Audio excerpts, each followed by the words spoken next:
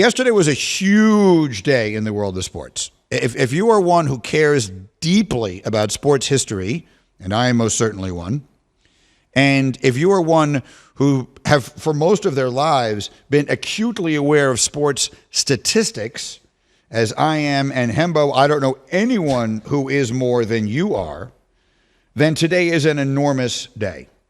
For all of my life,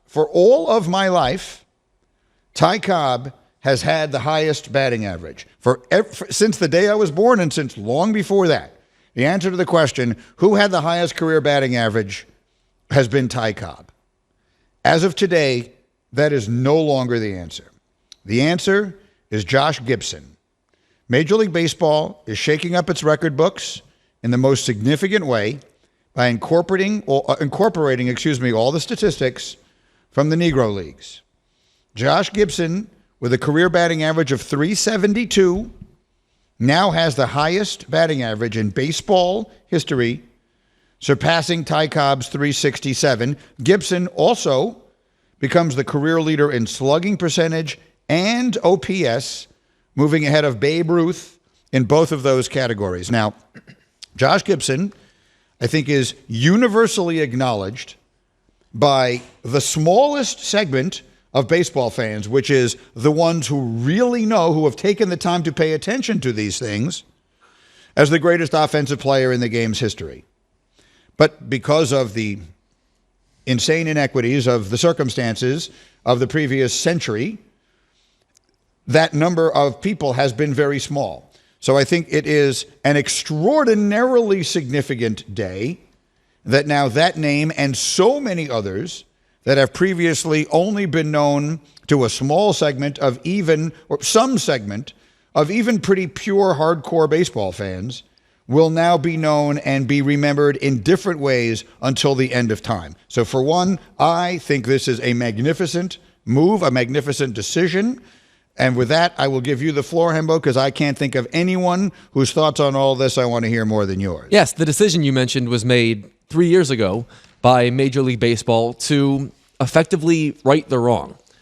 What we have now done is put the Negro Leagues on equal footing of the Major Leagues. The Negro Leagues are now the Major Leagues. Anyone who knows and loves baseball history like I do knew that the Negro Leagues were at least an equal league to that of the Major Leagues, and not until yesterday were they officially recognized as such, and I am here for it. Josh Gibson, whom you mentioned, is, in my opinion, inarguably the greatest right-handed hitter that ever lived. Josh Gibson, at worst, is the second greatest hitter ever behind Babe Ruth. He was often referred to as the Black Babe Ruth, and people that really knew would refer to Ruth as the White Josh Gibson. Not to mention the fact that Josh Gibson was a catcher. Babe Ruth was doing what he did, hiding in right field for the Yankees. Josh Gibson was an absolute force at the plate catching and was really, really good at that too. And so it might look awfully weird when you go to Major League Baseball's website and you see Josh Gibson's name right ahead of Ty Cobb on that list, like you put, right ahead of Babe Ruth's name on that list, like you said. But in reality, it's exactly where he belongs, because Josh Gibson, without any reasonable doubt, is as great a hitter as has ever lived. Here it is. I just went on. I hadn't thought of, I don't know why I didn't think to do this, but now I did. I've just went on MLB.com, and it is the top thing here. So let's look at Major League leaderboards, okay? Should have done this before. I'm looking at it right now. If you just go to stats and you change it to all-time totals. Well, I just clicked on whatever. I just top leaderboard changes. And, so here it is. So the all-time leader now in career OPS is Josh Gibson. The number 3 single-season ERA now in history belongs to Satchel Paige. The career on-base percentage list at number 5 is Buck Leonard. The career batting average all-time list number 3 now is Oscar Charleston. That's the first thing I'm seeing as I click on here. And again, you're much better with looking these things up than I am. But that's there for everyone to see. So it's interesting the way you put that, righting the wrong. The wrong will never be righted. And I know you know that, and everyone knows that this doesn't in any way make up for all of the injustices that were done within the sport and much more so without it. But there is a huge symbolic significance to this. And I think it's an extremely meaningful act. And I will confess, I'm always afraid, social media has worn me down. I used to be the one, I remember having these huge arguments with Tom Izzo years ago, and he was so against Twitter. And I would always say to him, you know what, like, if you use the correct way, it's a great tool, and you should ignore the bad stuff and all that. And I have always felt that way. And I will confess, I don't know if it is just the direction that our entire culture has gone over the last handful of years or whatever it is. I now never open Twitter and just see what people are saying about things, because I'm afraid to. I'm afraid it will just bum me out. I cannot remember the last time I just clicked on a trending topic to see what people were saying, and then 10 minutes later emerged saying, I feel better about things right now than I did 10 minutes ago. I feel happier. I feel more fulfilled. I feel better about the state of society. I feel better about the civilization of which I am a part.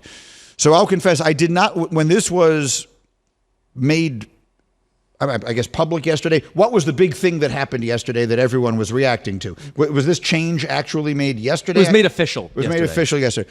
So what, I hesitantly ask, what was the general reaction for a lot of people who are probably hearing about it for the first time? Right. You say this decision was made years ago. I would guess the overwhelming majority of people did not know that. Yeah, so what was the reaction generally? The median reaction on Twitter is, this is woke Major League Baseball pandering, as you might expect. There are plenty of people that have some knowledge and understanding that were happy to see this happen, but the median comment, unfortunately, was what I just described. So let's just analyze that. Look, I don't want to get involved in this stuff. Everyone has a right to think and feel however you think and feel. I've spent 25 years not telling you how to think and feel, and I'm not going to start now. But I'm trying to logically understand a reason why someone would be opposed to this. Like, forgetting the emotion, forgetting the whatever social or political point it is you want to make, what would be the logical reason for being opposed to this? The most logical reason that I saw was there's no way the Negro Leagues were equivalent to the Major Leagues, to the American and National League. And what is the answer to that? That argument, that standpoint is unequivocally false, proven by any reasonable standard of measure that you would like to use. However you want to go there, I can do a list for 2 hours disproving any of those arguments. I mean, there is no question that the Negro Leagues were equivalent to the American and National Leagues. I'm going to read for you a short list.